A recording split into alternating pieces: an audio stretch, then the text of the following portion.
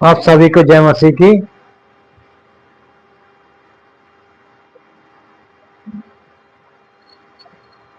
Bible में नया नियम में लूका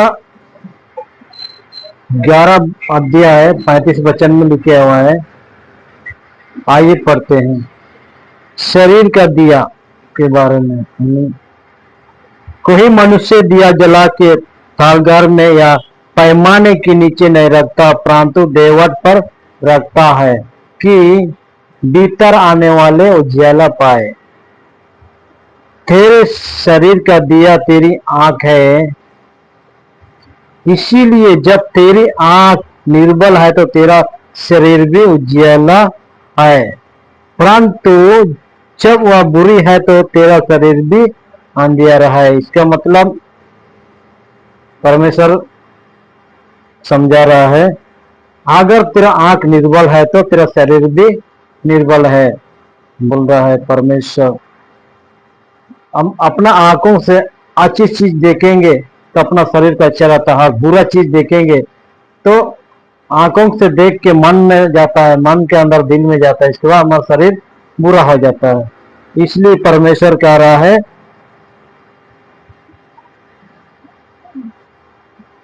तेरी आंख है, इसलिए जब तेरी आंख निर्बल है तो तेरा शरीर भी निर्बल है, बोल रहा। हालेलुया।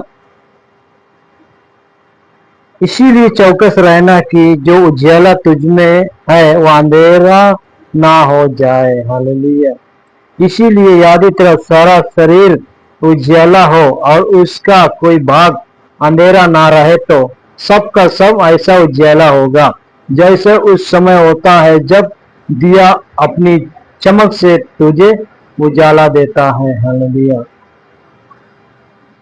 और यह शास्त्री और परिश्रम की बरसना। जब वह बातें कर रहा था तो किसी फरीसी ने उससे विनती की कि मेरे यहाँ भोजन कर। वह भीतर जाकर भोजन करने बैठे। फरीसी को यह देखकर अचंभा हुआ कि उसने भोजन करने से पहले स्नान नहीं किया। प्रभु ने उससे कहा, ए फरीसियों, तुम कटोरे और थाली तो ऊपर ऊपर से तो मांजते हो, परंतु तुम्हारे भीतर अंधेर और दुष्टता भरी है। ए निर्बुद्धियों, जिसने बाहर का बाग बनाया, क्या उसने भीतर का बाग भी नहीं बनाया? हालेलुया। यहाँ जो बाइबल कह रहा है उसका मतलब, मान लो पूरे दुनिया खाना खाने से पहले हाथ धोते हैं, ये सब मानते हैं। हालेलुया। लेकिन यीशु मसीह बिगर हाथ धोए बैठ गया और खाने शुरू कर दिया, तो पारसी लोग देखकर अचंभा हो गया। हालेलुया। ये कौन है बिगर हाथ धोए खाना खा रहे हैं? बोले यीशु को मालूम था अगर मैं ऐसे कहूंगा तो वो लोग सवाल करेंगे, अगर मैं हाथ धो के कहेंगे तो वो लोग सवाल नहीं करते हैं। हालेलुया। इसलिए तब लोग सवाल करेंगे, मैं जवाब दूंगा बोल के उन्हें मुझको मालूम था यीशु मसीह को, इसलिए ऐसे कहा, बिगर हाथ धोए कहा। हालेलुया। पर इसी लोग कह रहे हैं,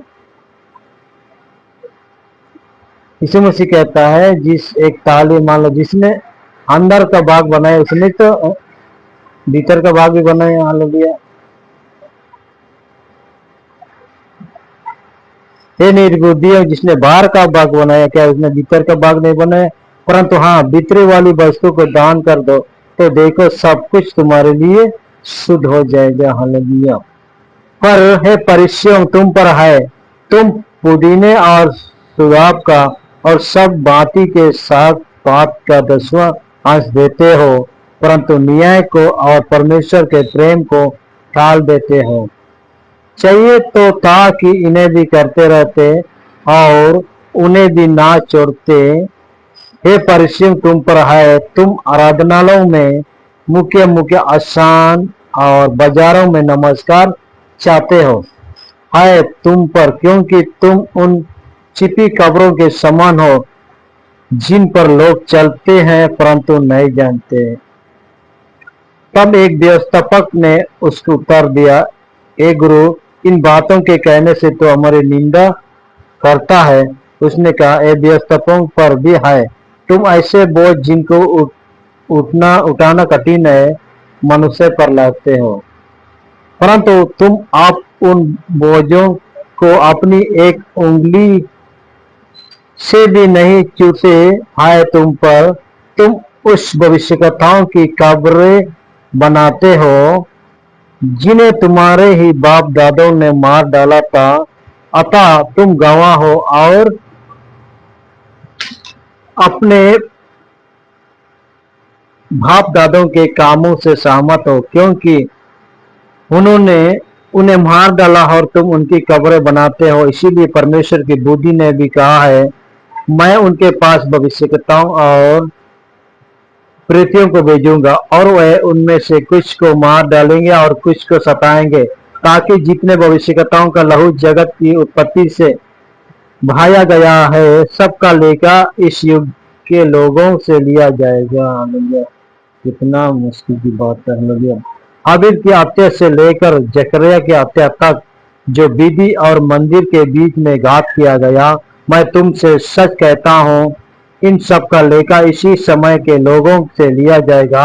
हाय तुम व्यवस्थापकों पर, तुमने ज्ञान की पूंजी ले तो ली, परंतु तुमने अब ही प्रवेश नहीं किया और प्रवेश करने वालों को भी रोक दिया।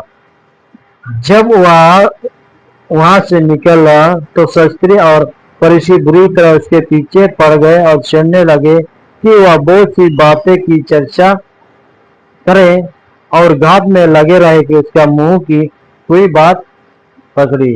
आमीन। इस वचन के द्वारा आपको आशीष मिला होगा। धन्यवाद। अगर ये मैं बाइबल पढ़ी है अब सुन के अच्छा लगे तो कमेंट करो, शेयर करो और सब्सक्राइब करो, ताकि आपका कमेंट को देखकर मैं भी खुश हूँ जी मेरा वीडियो कहाँ से देख रहे हैं। हालेलुया।